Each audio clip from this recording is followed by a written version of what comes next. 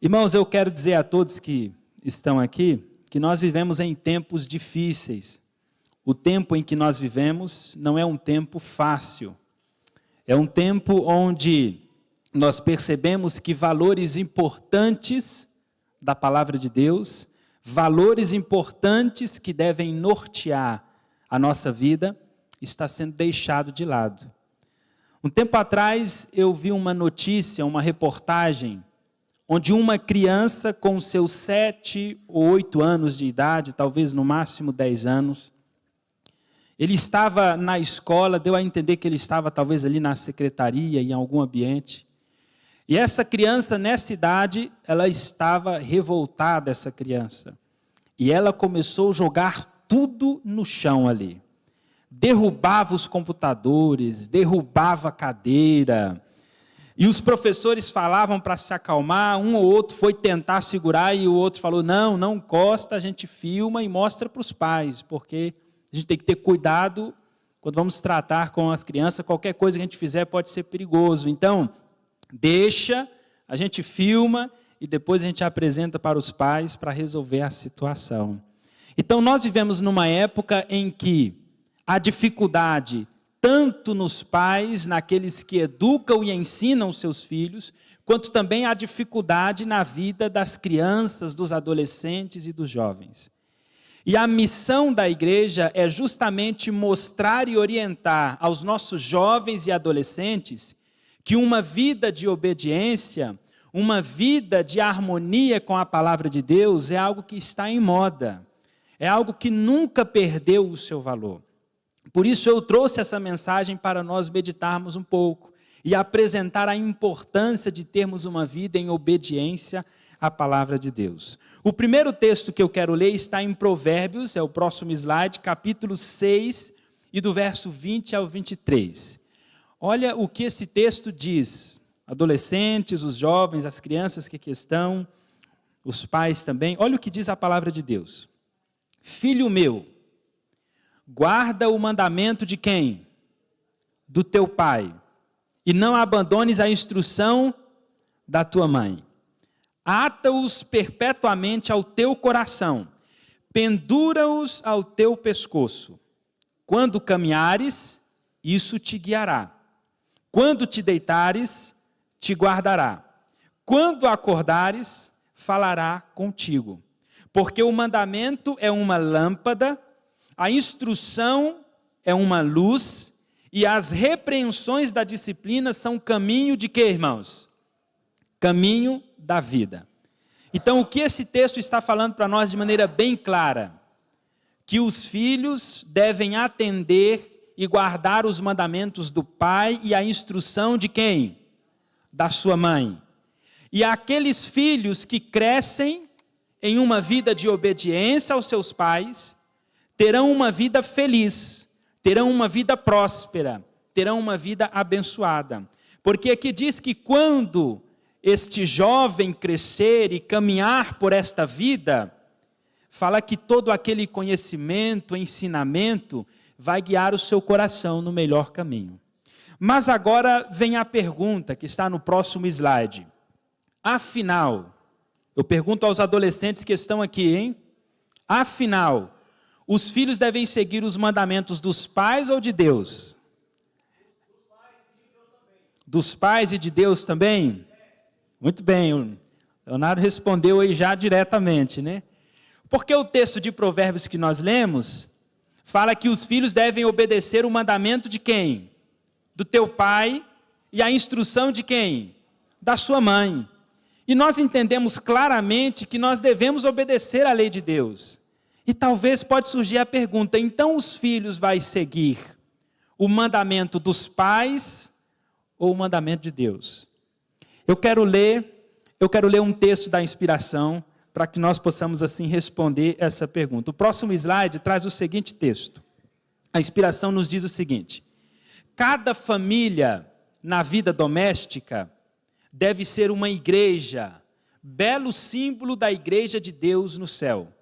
Então, cada família, cada lar deve ser o que ali? Uma igreja.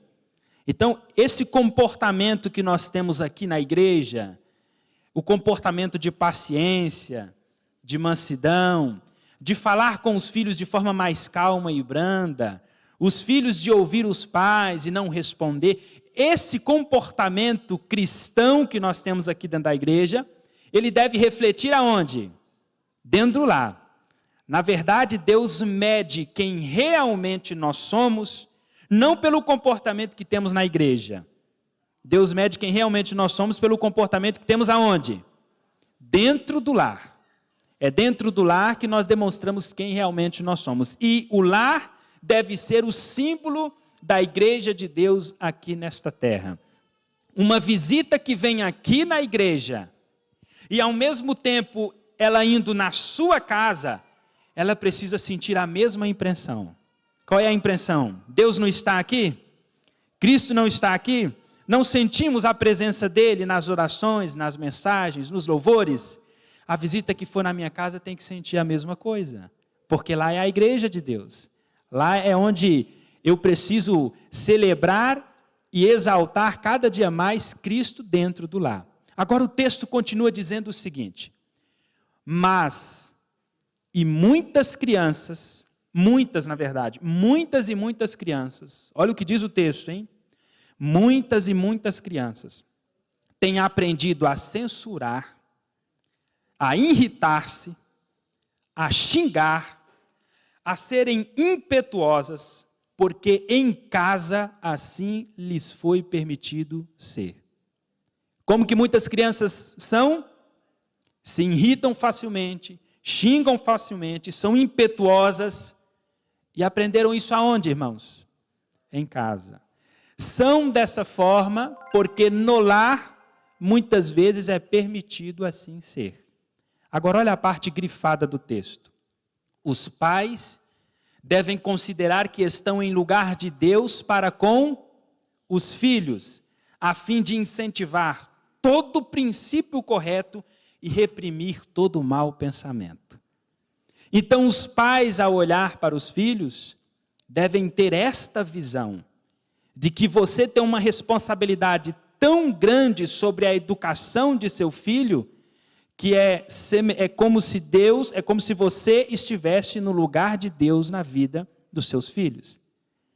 E você, pai, você, mãe, deve ter cuidado para reprimir todo pensamento mau, todo desejo mau, todo ato mau. Agora, voltando ao texto de Provérbios capítulo 6 e verso 20 a 23, que diz que os filhos devem ouvir os mandamentos de seu pai e a instrução da sua mãe, nós podemos entender que obedecer os mandamentos dos pais é, primeiro, reconhecer que eles estão no lugar de Deus em vossa vida, e as palavras, conselhos, elogios e reprovações devem ser o quê? Ouvidas. Então esse é o primeiro ponto. Obedecer o mandamento do pai, da mãe, é você entender, adolescente, é você entender que o seu pai é responsável por você, a sua mãe, a ponto de te orientar, e você deve ouvi-los como se fosse o mandamento do Senhor em sua vida. Segundo ponto, é compreender que os seus pais podem exigir algo que você não gosta de fazer, mas se é correto, então deve ser obedecido. Às vezes, Deus pede de nós coisas que nós não queremos fazer. Às vezes Deus exige de nós coisas que é totalmente contra a nossa natureza. Amar o inimigo, perdoar aquele que nos magoam, e muitas outras coisas que Deus pede de nós, muitas vezes nós não queremos, não gostamos, mas fazemos porque é certo. E entendemos que isso é o melhor para a nossa vida, e quando colocamos em prática, nós somos verdadeiramente felizes. A mesma coisa, adolescentes, é os pais. Às vezes os pais podem impedir ou exigir algo que você não gosta, não quer muito fazer. Mas se é correto, se é prudente, você deve ouvir e atendê-los. O próximo ponto diz: mesmo que você não estude a Bíblia ou não medite na lei de Deus, os seus pais devem lhe ensinar o caminho da obediência e você deve ouvi-los. Não estou dizendo isso que você não deva ler a Bíblia e nem estudar. Mas às vezes a gente passa por alto o estudo da Bíblia, Às vezes muitas coisas nos atraem e os adolescentes, os jovens não oram como deveriam, não estudam a lição durante a semana, e aí chega na hora da classe, as respostas às vezes demoram para sair. Então muitas vezes você não estuda, não medita na lei do Senhor, mas se o seu pai lhe pede para fazer isso, você deve fazer. E você deve entender que os seus pais vão te orientar também no caminho da salvação. E é necessário abrir o coração para isso. Agora, olha o quarto ponto. Não é porque não está claramente escrito na Bíblia que você não deve obedecer. Como assim, irmão? Vamos citar aqui um exemplo. Na Bíblia diz o horário que nós devemos ir para a cama? Não, o espírito de profecia fala alguma coisa, né? Mas a Bíblia não diz o horário que você deve dormir. Mas ao mesmo tempo diz que nós devemos cuidar do nosso corpo, e o nosso corpo é o templo do Espírito Santo. E se eu for cuidar do meu corpo, eu preciso ter cuidado com o que eu vou comer, a hora que eu vou dormir, a hora que eu vou acordar. Mas a Bíblia não está dizendo o horário certo. Então o seu pai vai criar a regra e vai dizer, olha, aqui em casa nós dormimos 9 horas, nós dormimos 9h30. Não está claramente definido na Bíblia, está no Espírito de Profecia, mas na Bíblia não. Então às vezes nós olhamos para isso e falamos, não mãe, não pai, mas isso aí não está escrito. Olha, mas o pai está te orientando no melhor caminho. A Bíblia, o Espírito de Profecia, não diz quanto tempo de tela você deve ter. Quanto tempo você tem que ficar olhando o celular. Se é 1 hora, 2 horas, 3 horas. Não tem essas regras. Mas os pais devem te orientar. Os pais devem te ensinar. Então, não é porque não está claramente definido na Bíblia esses pontos, esses detalhes da vida, que você não deve obedecer. Que hoje a nossa juventude ela está muito esperta para algumas coisas. E às vezes os nossos jovens adolescentes podem olhar e falar assim, não, mas de onde o senhor está tirando isso? Onde é que está escrito? Os nossos adolescentes hoje não é o mesmo da geração passada. Eu não sou o mesmo da geração minha que se passou e dos antigos. Então é necessário a gente entender e compreender isso. Existem detalhes da vida adolescente que está aqui, existem princípios e valores que não está claramente definido, mas você precisa ouvir aquilo que o seu pai lhe diz. Em casa, meu pai tinha uma regra. Era 7 filhos e não era fácil não. Meu pai colocava a regra, tentava ali segurar de todas as pontas. Alguns descumpriam as regras. Eu era o mais quietinho, tá, irmãos? Mas ele colocava as regras.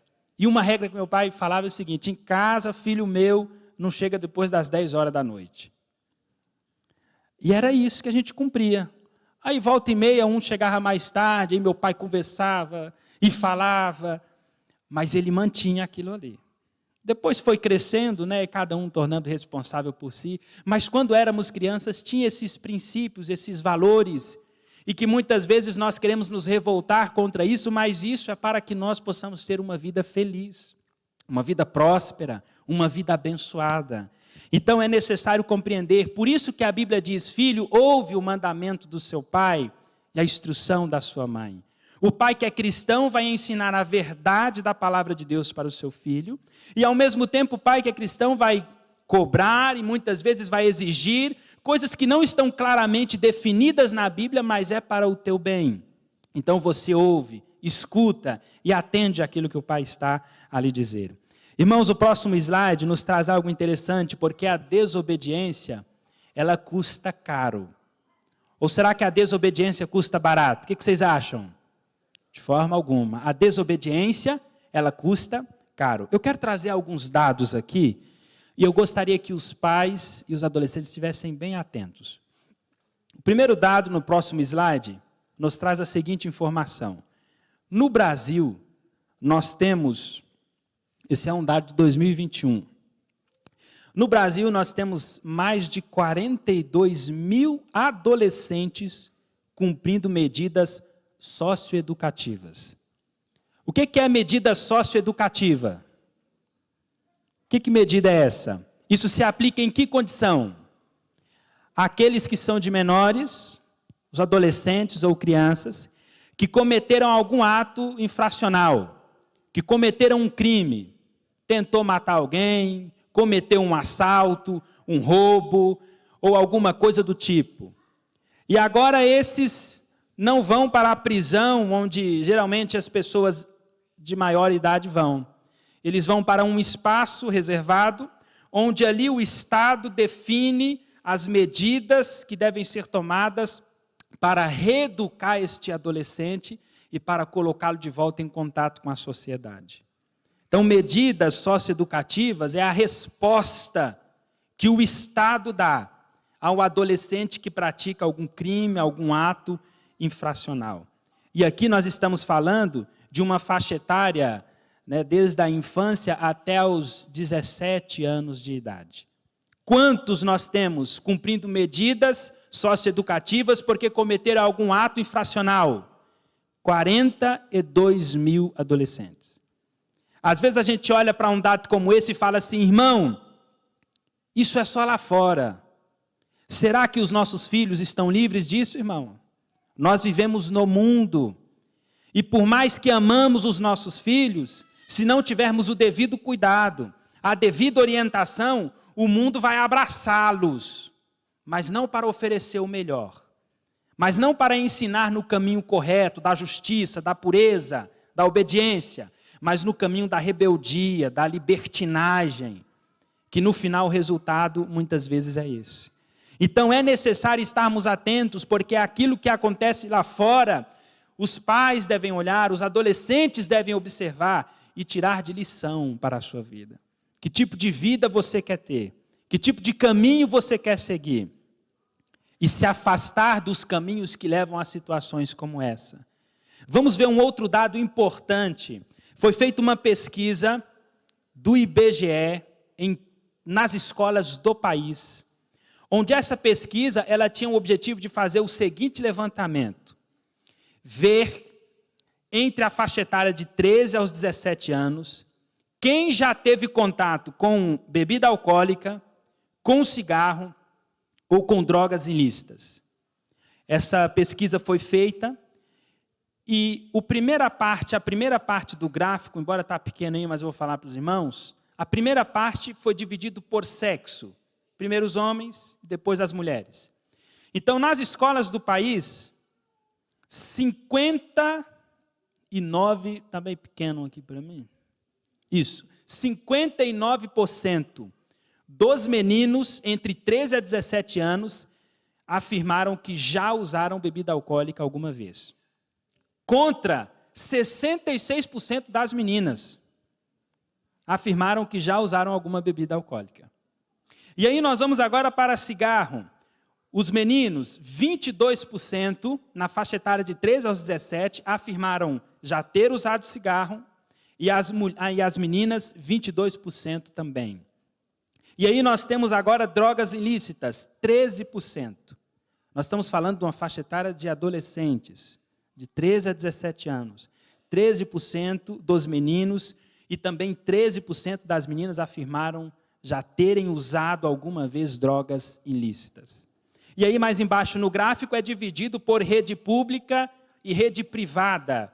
E os números não é tão diferente, irmãos.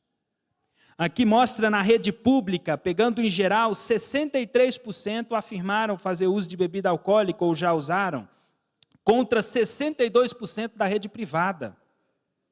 E o uso de cigarro, 23% afirmaram em escolas públicas usarem contra 15% na rede privada. E 13% afirmaram usarem drogas ilícitas em rede pública contra 11% da rede privada. Irmãos, isso aqui é um dado que nós olhamos e, novamente, às vezes a gente pensa, é algo só lá fora. Será que a gente não precisa se preocupar com isso, irmãos? O que vocês acham? Se o seu filho não tiver contato com ninguém fora do conhecimento da verdade, então talvez você não precise se preocupar. Mas se ele vem para a escola, onde ali tem adolescentes de todos os tipos, de todas as formas, se ele conhece pessoas e entra em contato com pessoas no mundo, então você precisa estar atento, até porque ninguém vai se isolar e falar, não vou ter contato mais com ninguém nessa vida, não tem como. Então é necessário os pais estarem atentos a essa realidade, porque isso é algo que acontece aí no mundo e pode também alcançar os nossos adolescentes dentro da igreja, se os pais não estiverem atentos. Chega uma fase na vida, os pais que estão aqui já foram jovens, que a gente começa a ter curiosidades. E eu vou contar algo aqui para vocês que aconteceu comigo na minha adolescência. Um dia eu estava lá, para os irmãos verem como é que o inimigo é sujo, né? Eu tinha talvez 13, 14 anos, ou menos com isso, me deu vontade de sentir o gosto de cerveja. Eu falei, se eu sentir o gosto disso aí. Mas eu não ia comprar, não podia. Encontrei uma latinha no chão, peguei, balancei, dei um pouco aqui e dei um gole. Achei aquilo ruim e foi só uma vez. Depois eu falei, eu quero ver como é que é esse negócio do cigarro. Peguei um pedaço de papel, enrolei e acendi e puxei aquela fumaça, aquilo entrou na minha cabeça, tossi e joguei fora. Foi uma vez. Por que eu estou contando isso? Talvez o pai fale assim, irmão, não fale isso porque pode incentivar. Irmão, os seus filhos estão assistindo filmes, séries, novelas, jogos, e está vendo isso direto. Eles têm amigos que fazem isso. E eu estou contando aqui não como uma experiência prazerosa, mas eu estou contando aqui como algo que uma hora ou outra pode ser despertado na mente do adolescente o desejo de conhecer isso. Deixa eu ver como é que é, deixa eu experimentar. E se ele não tem o apoio do pai, o ensinamento da mãe, o conhecimento da verdade, de alguém que está ao lado acompanhando, orientando, isso pode acontecer de forma muito mais rápida do que os irmãos podem imaginar. Graças a Deus que eu só experimentei, achei ruim, que só e graças a Deus ficou só nisso. Mas muitos vão nessa curiosidade, experimentam um pouquinho, acha legal. Os amigos falam, não, você não gostou agora, mas você vai acostumar, vai achar bacana. E daqui a pouco a gente tem jovens, adolescentes, com problemas em situações como essa. E nós precisamos estar atentos. Eu me espantei que esses tempos atrás eu estava vendo notícia direto no YouTube de uma droga nova em São Paulo, uma tal de K9, que as pessoas ficam igual um zumbi. Basta dar um trago ou dois misturado ali no cigarro que as pessoas ficam viciadas naquilo e ficam fora de si, perdem a força dos músculos e ficam numa situação deplorável. E nós precisamos abrir os olhos para isso. A desobediência custa caro, mas o que custa mais caro ainda é os pais não darem a devida orientação aos seus filhos. Olha esse outro dado, irmãos. Esse dado é um levantamento do governo, um levantamento do sistema de informações de nascidos vivos. Então aqui está falando de gravidez, desde a infância até os 19 anos de idade. Levantamento de crianças vivas, aquelas que nasceram. E aí eu já vou logo para o dado de 2020, que é o último dado que nós temos a respeito disso, que diz que no Brasil, menores de 10 anos, teve 2 crianças. Menores de 10 anos que ficaram grávidas e tiveram criança. Menor de 10 anos, irmão, isso é o quê? Não é nem adolescente ainda. É criança. Mas o dado fica preocupante também quando nós vamos para a faixa de 10 aos 14 anos. Sabe quantos nascimentos tivemos em meninas de 10 a 14 anos? 17.526 nascimentos. Isso é de crianças vivas, fora aquelas que passaram por alguma complicação. E aí, quando vamos de 15 aos 19 anos, talvez de maior de idade, com 18, 19, pode ser que tenha alguma moça que já queiram ter filho nessa idade, com 18, com 19. Mas o dado vai até os 19 anos. É muito difícil uma moça com 18, 19 já falar, eu quero já ter filho. Mas o dado pega até os 19 anos. De 15 aos 19 anos, 363 mil nascimentos no ano de 2020. E se vocês olharem o gráfico para cima, vocês vão ver que o número era muito maior em anos atrás. Então nós precisamos abrir os olhos para essa realidade e orientar os nossos adolescentes, os nossos jovens e os pais orientarem as suas meninas. Eu estava vendo um vídeo esses tempos atrás no Instagram, em que muitos pais vestem as suas filhas, colocam roupas nas suas filhas como se fossem mini mulheres, sensualizando totalmente. Você abre o Instagram, o TikTok, o que você mais vê é isso. Apresentando uma ideia distorcida e já colocando a pessoa em um momento de vida da qual ela ainda não chegou, da qual ela ainda não alcançou. Então os pais devem estar atentos às suas meninas, às suas filhas, sobre o tipo de roupa que vestem, sobre o tipo de conteúdo que consomem, sobre os amigos que têm. Porque um mal como esse aqui, Deus me livre de acontecer em nosso meio, mas não é impossível, irmãos. Então precisamos abrir os olhos para essa realidade. Conselhos para a igreja, o próximo slide, na página 195, olha o que a inspiração nos diz. Falta de firmeza no governo da família produz grande dano. Com efeito, é quase tão mal como se não houvesse governo nenhum. Muitas vezes se faz a pergunta, por que os filhos de pais religiosos são não raros teimosos, desafiadores e rebeldes? A razão encontra-se na educação do lar. A razão não é na escola, irmãos, não é na igreja, não é nos amigos, mas é na falta da educação dentro do lar. Porque quando se dá a devida educação dentro do lar, você cria jovens, adolescentes, que eles por si mesmos começam a se afastar do mal e daquele caminho que pode o levar à perdição. Então, onde está o principal problema? Dentro do nosso lar. Eu até hoje tive algumas dificuldades de preparar a mensagem para adolescentes sem não citar os pais. Eu tive algumas dificuldades, porque volta e meia a gente precisa chamar os pais.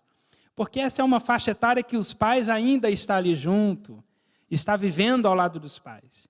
Por isso eu apresento nessa mensagem algumas coisas voltadas aos pais. Mas, para que nós possamos tirar algumas lições, eu quero apresentar aqui para vocês 3 jovens pendurados na cruz. E nós vamos tirar algumas lições da vida deste jovem. Cada cruz desta aí, que nós vamos ver, representa uma atitude ou uma cruz que o adolescente, que o jovem ou que nós carregamos. Nós vamos falar um pouquinho sobre esse assunto. E Jesus, quando ele foi crucificado, ele tinha quantos anos? Quantos anos Jesus tinha? 33 anos. Eu pergunto para vocês, ser crucificado aos 33 anos, perder a vida aos 33 anos, é morrer jovem ou não? É morrer jovem. Embora 33 anos a gente fala, não está mais na faixa etária de jovem, né? Eu estou com 30, mas eu quero ficar na faixa etária de jovem aí mais tempo. Mas embora a gente fale assim, né, não está mais na faixa etária de jovem, mas falando sobre perder a vida, você morrer aos 33 anos é jovem. Uma pessoa de idade, 60, 70 anos, 80, quando vem a óbito, a gente fala, felizmente morreu, mas viveu, teve filhos, formou sua família. A gente se conforma mais. Agora, aos 33 anos de idade, perder a vida, uma pessoa, a gente olha e fala, puxa, tão novo. A pessoa tinha tanta coisa ainda para fazer. Então, eu vou considerar os 3 criminosos que estavam na cruz como sendo jovens, para que nós possamos tirar algumas lições para isso. Agora, antes de entrar em mais alguns detalhes, naquela época que Jesus vivia, a expectativa de vida era muito baixa. Qual era a expectativa de vida no tempo em que Jesus vivia? Quem gostaria de dizer aí? Alguém gostaria de falar? Alguém sabe ou dar um chute? Qual era a expectativa de vida no tempo de Jesus?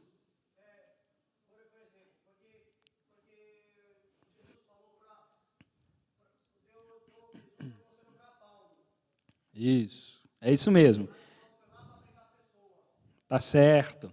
Então, irmãos, qual era a expectativa de vida? Na época de Jesus, 90? Ah, tá. 45? O que os irmãos acham?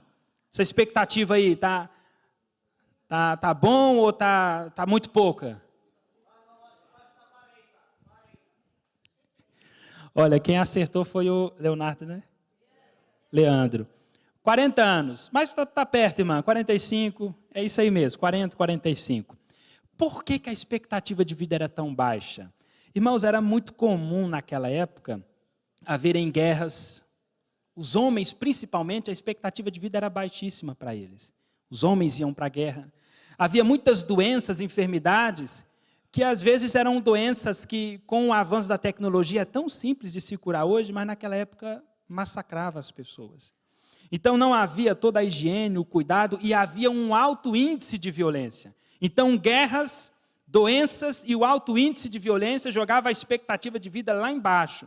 40 anos era uma expectativa de vida principalmente para os homens. E aí, esta cena de Jesus na cruz, com os 3 jovens, tem muito a nos ensinar, mesmo vivendo em uma época onde as condições não eram muito fáceis.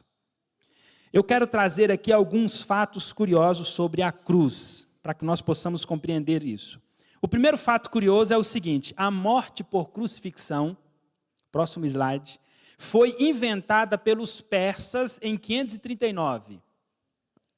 Os romanos, porém, a popularizaram. Ela era utilizada para punir escravos, rebeldes, criminosos, violentos e subversivos políticos. Então, quem inventou a morte ou a pena de morte por cruz? Quem inventou? Os persas. E quem popularizou essa forma de punição? Os romanos. O próximo ponto diz o seguinte, no mesmo slide: as pessoas crucificadas não eram enterradas. Seus corpos eram deixados para serem consumidos pelos urubus. Jesus foi uma exceção, irmãos, de alguém que foi retirado da cruz pela influência que José de Arimateia tinha, um rico judeu, com Pilatos. Então, pela influência dele e também cumprindo-se a profecia, Jesus foi uma exceção de alguém que foi retirado da cruz. Fora isso, o criminoso ficava ali na cruz, amarrado, pregado, e não era enterrado. Ele ficava ali e as aves do céu, os urubus, os bichos, se alimentavam. Continuando, um outro fato que eu acho interessante meditarmos. Em 70 a.C., Espartacus e outros 6.000 rebeldes foram crucificados juntos pelo governo romano. Então, quantos foram crucificados? 6.000 pessoas. Outro caso de crucifixão em massa ocorreu durante a Guerra da Judéia, em 66, depois de Cristo. Para conter o avanço de uma rebelião local, o governador romano da Judéia, Floro, mandou para a cruz 3.600 pessoas. Depois da vitória, Roma seguiu enviando 500 judeus por dia para a crucifixão. E quando que parou a crucifixão? Só a hora que acabou as madeiras. Quando não tinha mais madeiras ali na região. Então era uma morte cruel, violenta, era uma punição dura contra aqueles que viviam à margem da lei. E Roma popularizou isso de uma forma muito grande em seu domínio, em seu reinado. Mas agora voltando para os jovens que estão ali na cruz, em Lucas capítulo 23, verso 33, diz o seguinte: quando chegaram ao lugar conhecido como Caveira, ali crucificaram com os criminosos, um à direita e o outro o quê? À sua esquerda. O criminoso que ficava no meio, ou aqueles que ficavam no centro, simbolizava que eles eram o quê? Os piores dos criminosos. Então estavam ali em 3, mas se tivesse 10 criminosos ali sendo crucificados, os que estivessem mais no meio, mais no centro, eram os piores. E os das pontas eram os menos pior, vamos assim dizer. Então eles pegaram Jesus e colocaram entre os 2 criminosos. Querendo dizer que Jesus era o quê? O pior dos criminosos. Era pior até mesmo do que aqueles outros 2 que estavam ali nas pontas. Mas nós sabemos, irmãos, que Jesus tinha alguma culpa? Não. Jesus era inocente e estava ali pagando pelo seu e pelo meu pecado. Os outros 2 eram criminosos. Roubavam, assaltavam, tiravam a paz das pessoas. Mas Jesus não. Não havia nele crime algum. Mas nós vamos meditar um pouco na cruz que está à sua esquerda. Lembra daquele ladrão que zombou de Jesus? Que escarneceu? Essa é a cruz da delinquência. Lucas capítulo 23, verso 9 diz o seguinte: então, um dos malfeitores estava pendurado e blasfemava dele dizendo: não és tu, ó Cristo? Salva-te a ti mesmo e a quem? E a nós também. Olha o que diz no livro História da Redenção, página 222. Os ladrões que foram crucificados com Jesus sofriam a mesma tortura física que eles. Então, embora Jesus estava ali sob uma pressão muito grande, uma pressão psicológica, o peso dos pecados, mas falando sobre a dor física, o desconforto físico, falando sobre estar pendurado numa cruz, sofrendo, aqueles ladrões estavam sofrendo da mesma forma. Só que um deles se tornou endurecido seu coração. O texto diz que um deles, pelo sofrimento, tornou-se mais endurecido e desesperado. Ecoou a zombaria dos sacerdotes e lançou sobre Jesus, dizendo: não és tu, ó Cristo? Salva-te a ti mesmo e a nós. O que a inspiração está dizendo? Ecoou a zombaria dos sacerdotes. Aquele criminoso ouviu a zombaria dos sacerdotes, pegou aquilo e fez aquilo ecoar pertinho de Jesus, onde ele estava. Os sacerdotes estavam lá embaixo, lançando as blasfêmias contra Jesus. O criminoso recebe aquilo. Ele acha que aquilo ali é o melhor para ele. E agora ele zomba e escarnece de Jesus. Mesmo diante de alguém que poderia salvar a sua vida, ele preferiu zombar e escarnecer, deixando passar sua única oportunidade de salvação. Esse era um jovem delinquente que carregava a cruz da delinquência. O que este jovem precisava fazer para ser salvo? Eu pergunto para os adolescentes aqui. O que esse ladrão precisava fazer para ser salvo? Era apenas confessar e aceitar a Cristo. Só isso. Ele estava diante da oportunidade de ser salvo. Mas ele preferiu zombar e escarnecer. E então veio a terrível consequência. Esse ladrão, infelizmente, perdeu a sua salvação, mesmo estando diante da oportunidade de ser salvo. Por isso, em Provérbios capítulo 13, verso 1, olha o que diz: o filho sábio, ele ouve a correção de quem? Do seu pai, mas o escarnecedor não ouve a repreensão. Será que ninguém falou para aquele ladrão algum dia, alguma vez, que o que ele estava fazendo era errado? Será que o pai dele nunca falou nada, a mãe? Será que talvez um amigo, um conhecido, nunca lhe deu um conselho? A própria inspiração diz que eles tinham ouvido falar de Jesus, tanto um como o outro, mas eles escolheram seguir no seu caminho. Isso compreende como um filho escarnecedor, que não ouve a repreensão, que não escuta e agora se vê diante da situação. Se vê agora carregando a cruz da delinquência, um peso que muitos estão a carregar. E é um fardo insuportável estar nessas condições. Por isso, o conselho que Jesus dá para nós está em Apocalipse 3,19. Eu repreendo e disciplino a quantos amo. Sê, pois, zeloso o quê? E arrepende. O que confessa e deixa alcança o quê? Misericórdia. Então, esses textos aqui é apresentado para aquele que muitas vezes vive uma vida de rebeldia, de desobediência, de zombaria. Então Jesus está dizendo: se eu repreendo é porque eu amo, se eu exorto é porque eu amo, e aquele que confessa e deixa alcança a misericórdia. Agora nós chegamos à segunda cruz do lado direito, onde eu entendo que ali está a cruz da inconsequência. O que significa inconsequência? O contrário, né? Aquele que não conhece as consequências ou não mede as consequências. Aquele que tem falta de coerência, aquele que tem uma conclusão mal tirada a respeito daquilo que ele está fazendo ou está para fazer. Aquele que muitas vezes não percebe aonde aquilo pode o levar. Então essa é a cruz da inconsequência. Nele está o ladrão, que está registrado em Lucas capítulo 23, verso 40 a 43. Esse ladrão se viu numa situação desesperadora.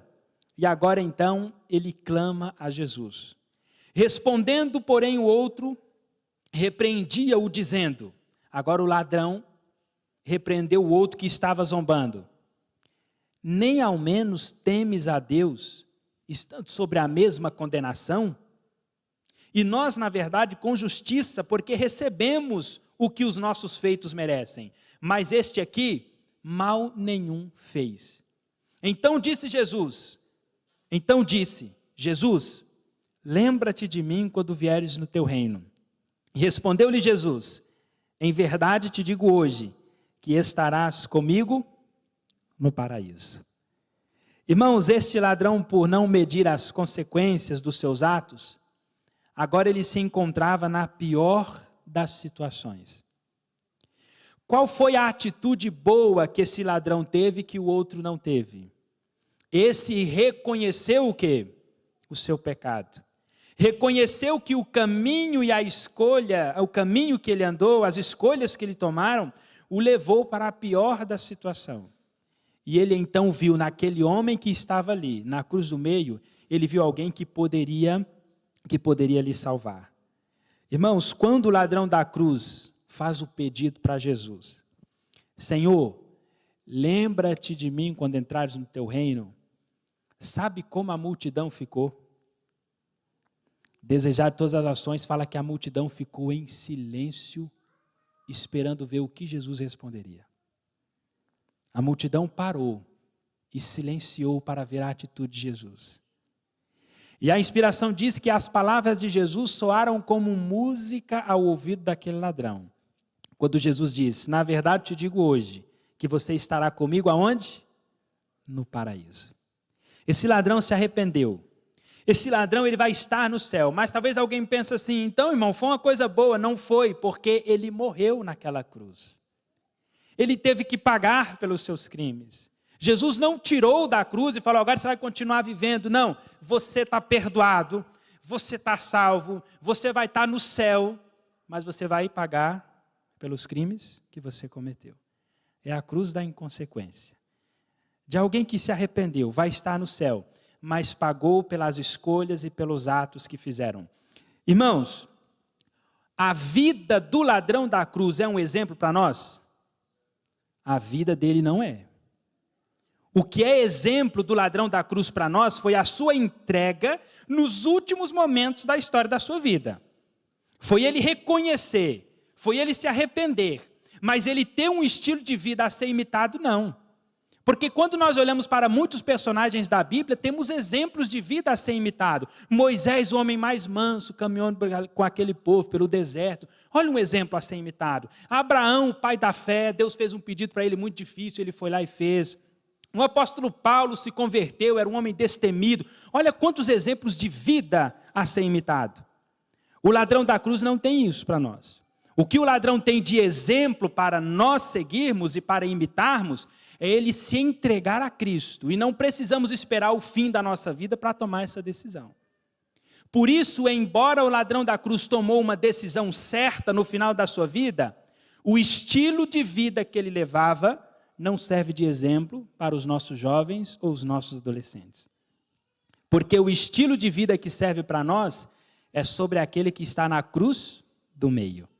Então, o que Jesus diz para aqueles que estão levando a cruz da inconsequência? Atos capítulo 3, 19. Arrependam-se, pois, e voltem-se para Deus, para que os seus pecados sejam cancelados. Colossenses 3, 20. Vós, filhos, obedecei em tudo os vossos pais, porque isto é agradável o quê? Ao Senhor. Então entenda que quando o filho ele tem uma vida de obediência aos seus pais, à sua mãe, você está não só agradando aos seus pais, mas você está agradando a quem? A Deus. Aquele que se rebela contra os seus pais está se rebelando contra Deus. Então ter uma vida de obediência está na moda e não perdeu o valor para nós. Agora, nós chegamos então à cruz do meio, que é a cruz da obediência. Essa cruz é um exemplo. O personagem sobre ela, o ser que estava sobre essa cruz é um exemplo para nós. E aí nós temos Lucas capítulo 23, verso 46. Jesus, clamando com grande voz, disse, Pai, em tuas mãos entrego o quê?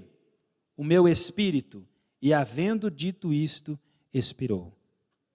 Filipenses capítulo 2, verso 8, fala que Jesus era obediente e não era um desobediente, não era um rebelde.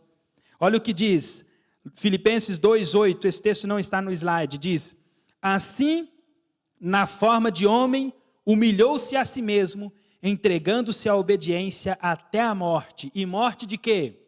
De cruz, a pior e mais dolorosa de todas as mortes. O criminoso que morria sobre a cruz, ele tinha uma morte dolorosa e cruel.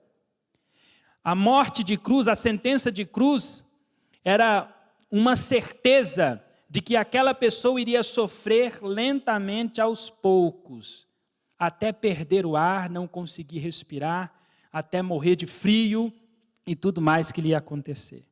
O criminoso pendurado sobre a cruz, muitas vezes ele tinha que alternar entre soltar o peso do seu corpo sobre os pregos que estavam no pé e muitas vezes forçar o corpo um pouquinho para cima sobre os pregos que estavam no pé para conseguir respirar. E para que o criminoso não ficasse fazendo esse processo todo, muitas vezes era quebrado-lhe as pernas, para que ele pudesse ir morrendo aos poucos, sem conseguir respirar, na posição em que ele se encontrava. Jesus foi obediente até a morte, e morte de cruz. Qual foi o mal que Jesus fez para merecer a morte de cruz? O próximo slide, Marcos capítulo 15, verso 14 e 15. Pilatos fez esta pergunta: que mal ele fez? E qual foi a resposta do povo? Crucifica-o. Mas que mal ele fez? O povo não tinha resposta. Não tinha mal.